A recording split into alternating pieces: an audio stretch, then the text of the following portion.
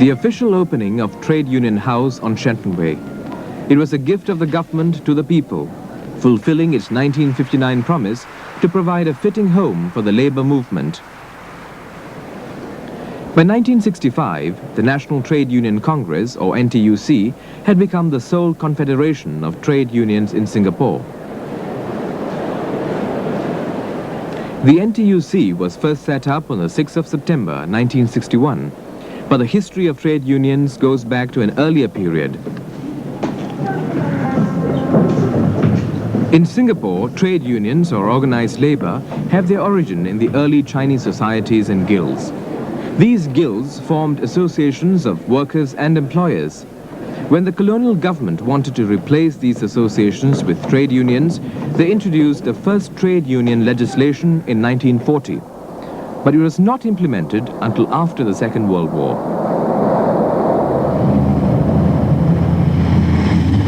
After the war, trade unions mushroomed all over. On Middle Road was a cluster of unions representing workers from diverse trades. These unions had one main aim: to improve the workers' lot. For in those days, working conditions were poor. Health and safety measures were almost non-existent, and what's more, wages were very low.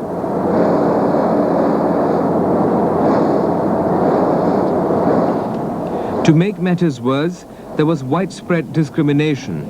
Those who knew English managed to get better jobs. Such unfair treatment spurred some workers on to take up union leadership.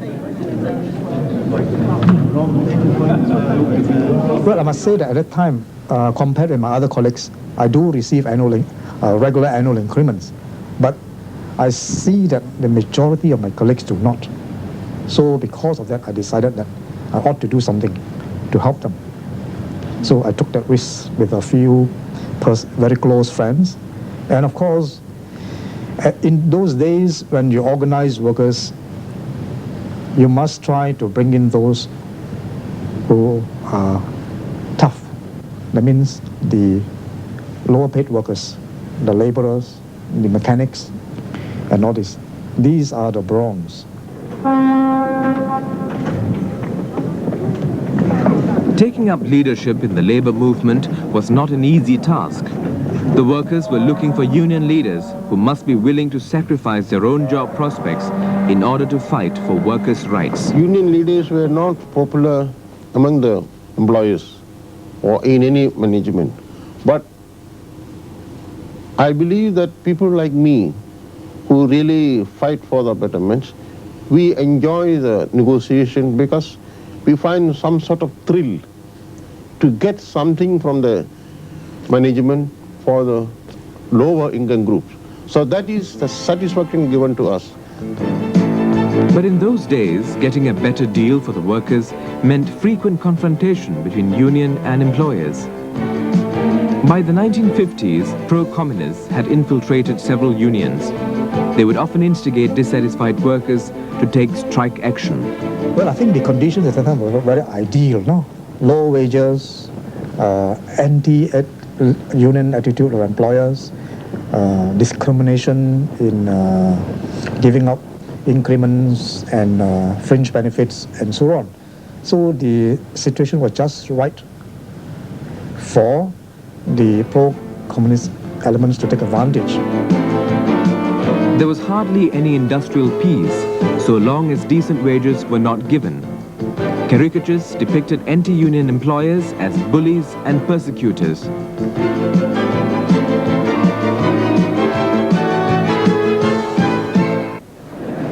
As left-wing unionists succeeded in clinching higher wages for the workers, their union membership grew. The communists then moved on to capture leadership in the larger unions, such as those representing the transport workers and the key industries. Having done so, the communists would stir up trouble for the government by inciting dissatisfied workers to stage protest strikes and work stoppages.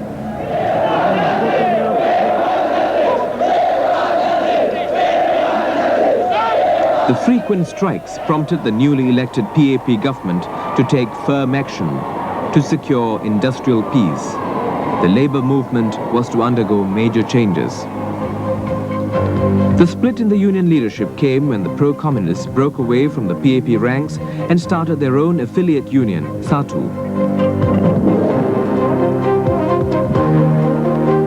The moderates formed the NTUC under C.V. Devanaya, but the majority of unions in the private sector was still controlled by SATU.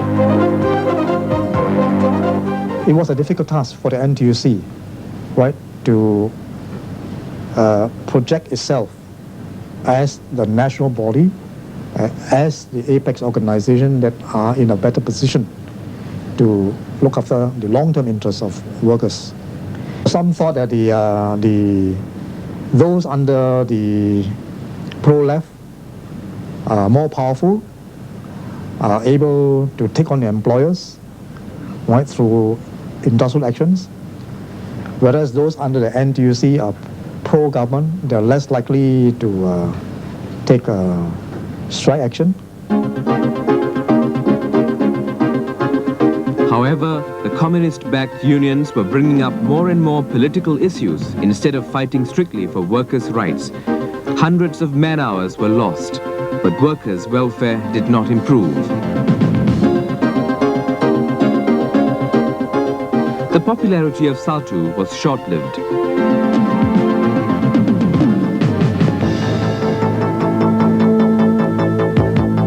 February 1963, in Operation Cold Store, the Internal Security Council rounded up all the key leaders from the pro-communist SATU unions and the Barisan Socialists. Several unions were deregistered because of illegal activities. SATU was banned by the government.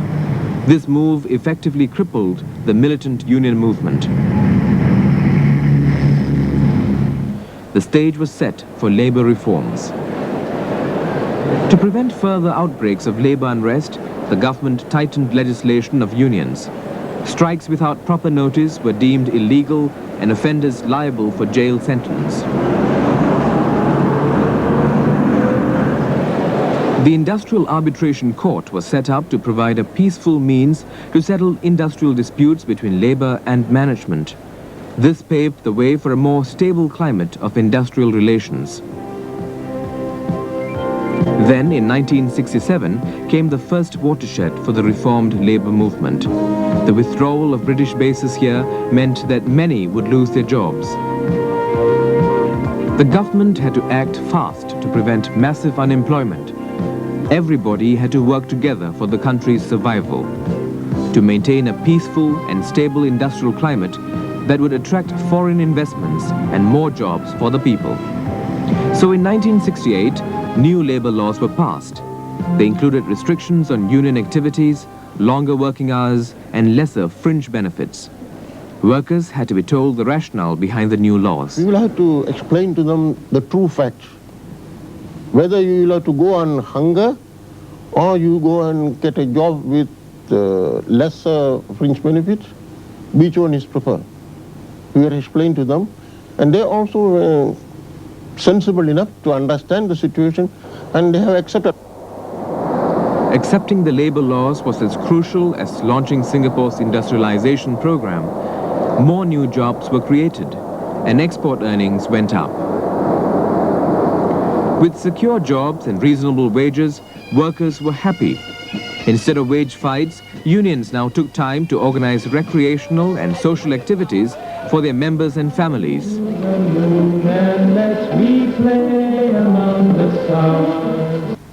A new era for the labor movement came in 1969.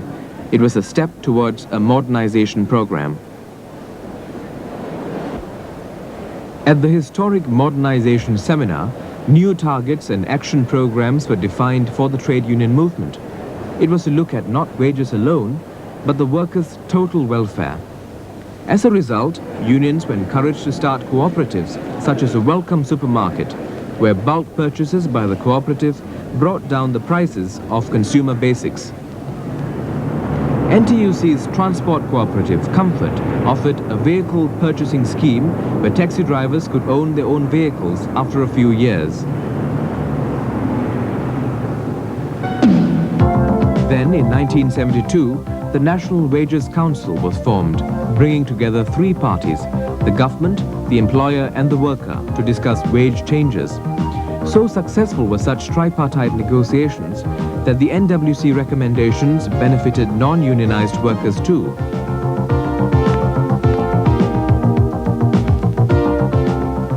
Today's rapid automation of industries would not be possible without strong understanding between labor and government. Retraining and upgrading workers to meet the country's economic needs is as much the concern of unions as of policy makers.